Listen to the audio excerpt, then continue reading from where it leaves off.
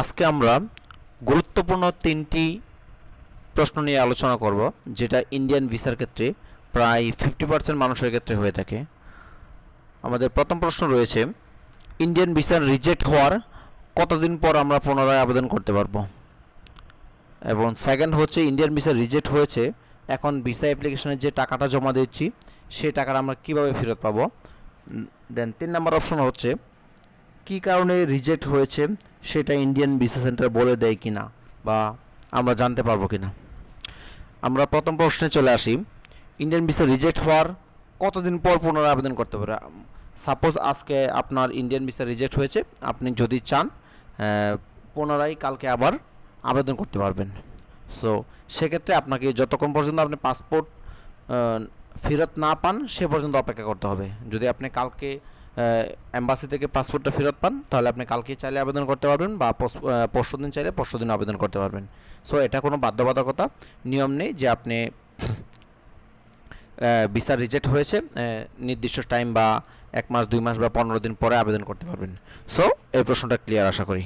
আমাদের 2 নম্বর প্রশ্ন হচ্ছে, ইন্ডিয়ান ভিসা রিজেক্ট হয়েছে, এখন টাকাটা কীভাবে পাবো। আমরা যখন ইন্ডিয়ান ভিসা অ্যাপ্লিকেশন করার সময় যে একটা ভিসা অ্যাপয়েন্টমেন্ট পাওয়ার সময় একটা পেমেন্ট করেছিলাম, সেই টাকাটা আমরা 824 টাকা ব্যাট সহ বা চার্জ সহ, সেই টাকা আমরা কীভাবে ফেরত পাবো। সো এই টাকা ফেরত পাওয়ার কোনো অপশন নাই। ইন্ডিয়ান ভিসা সেন্টার কখনো তাদের ভিসা আবেদন ফি বা প্রসেসিং ফি যে টাকাটা হয় সেই টাকাটা কখনো ফেরত দেয় না।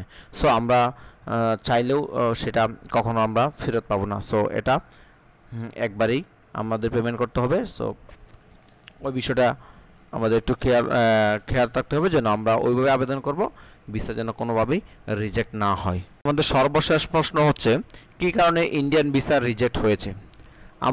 আমরা যখন অ্যাপ্লিকেশন করি আমাদের চেষ্টা করি সর্বোচ্চ পরিমাণ পেপার সাবমিট করতে। যখন যেটা প্রয়োজন সেটা সাবমিট করি। আমরা ছবির কারণে হতে পারে, বা আমরা যে ডলার এন্ডোর্স করি সেটার কারণে হতে পারে, বা অন্যান্য কারণে হতে পারে। সো আমরা আসলে একজ্যাক্ট সেই কারণটা জানি না। ইন্ডিয়ান ভিসা সেন্টার বা আইভিএক্স সেন্টার কখনো আমাদেরকে সেই কারণটা ব্যাখ্যা করে না যে কেন বা কী কারণে সে রিজেক্ট হয়েছে। সো এই কারণটা আমাদেরকেই খুঁজে বের করতে হবে। আমরা যখন ইন্ডিয়ান ভিসা সেন্টারে অ্যাপ্লিকেশন সাবমিট করি বা আমাদের পেপার সাবমিট করি, তখন আমরা হয়তো নিজেরাই অনেক সময় নিজের অজান্তে কোনো একটা ভুল করে ফেলি। এটা হচ্ছে প্রধান কারণ, যে আমরা কখনো যদি কোনো অ্যাপ্লিকেশন ফর্মে অ্যাজ ইট ইজ পাসপোর্টের সাথে মিল না রেখে কোনো ফর্ম অ্যাপ্লাই করি, সেই ক্ষেত্রে আমাদের ভিসা রিজেক্ট হওয়ার সম্ভাবনা থাকে। সেটা কখনো আমাদের পাসপোর্ট সেটা কখনো আমাদেরকে ইন্ডিয়া ভিসা সেন্টার ব্যাখ্যা করবে না যে এই কারণে হয়েছে। অনেক সময় হচ্ছে আমাদের যে বিদ্যুৎ বিলের কপিটা জমা দিই, সেই বিদ্যুৎ বিলের অ্যাড্রেসের সাথে আমাদের অ্যাপ্লাইকৃত অ্যাড্রেসের যে একটা অসামঞ্জস্য থাকে, সেই কারণে হতে পারে। সবচেয়ে একটা ভালো পরামর্শ হচ্ছে, যদি কেউ ইন্ডিয়ান ভিসা পেয়ে থাকেন বা আপনার আশেপাশে বা আপনার পরিচিত কেউ ইন্ডিয়ান ভিসা পেয়েছে, অথবা কোনো এক্সপার্ট ব্যক্তির কাছে জিজ্ঞাসা করবেন ইন্ডিয়ান ভিসা আবেদন করার পূর্বে যে তার কী কী পেপারস দেওয়া হয়েছে বা কী কী পেপারস দেওয়া হয়নি। আপনি চাইলে আমাদের চ্যানেলটা ফলো করতে পারেন, এখানে সব ডিটেলস বিস্তারিত দেওয়া আছে। আমরা চেষ্টা করব সর্বোচ্চ পরিমাণ খুব কেয়ারফুলিভাবে আমাদের ভিসা অ্যাপ্লিকেশনটা ফিল আপ করা, যাতে কোনো ভুল ত্রুটি না হয় এবং সব কিছু যেন পাসপোর্টের সাথে বা আমাদের বিদ্যুৎ বিলের ফটোকপির সাথে মিল রেখে সেটা দিতে পারি।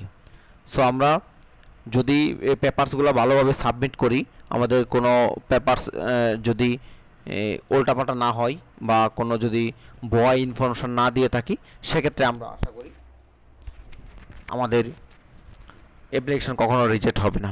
সো কী কারণে রিজেক্ট হয়েছে সেটা আমাদের জানার প্রয়োজন নেই। আমরা এমনভাবে অ্যাপ্লিকেশন করব যেন আমাদের অ্যাপ্লিকেশন কখনোই রিজেক্ট না হয়। সো এই বিষয়টা একটু খেয়াল রাখতে হবে।